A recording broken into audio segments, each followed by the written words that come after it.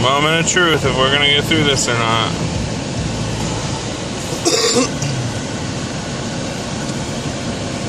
Goodness gracious.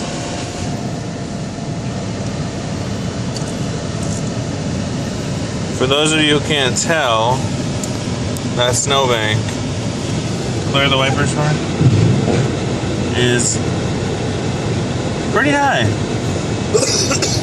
Just saying. That's my neighbor's car. Almost as high as the hood on the Jeep. Not All covered up.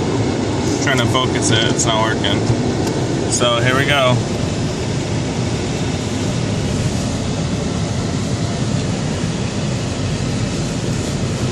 Wow, we actually got out of the driveway. Holy shit. Poor guy with the snowblower, that'll be us later.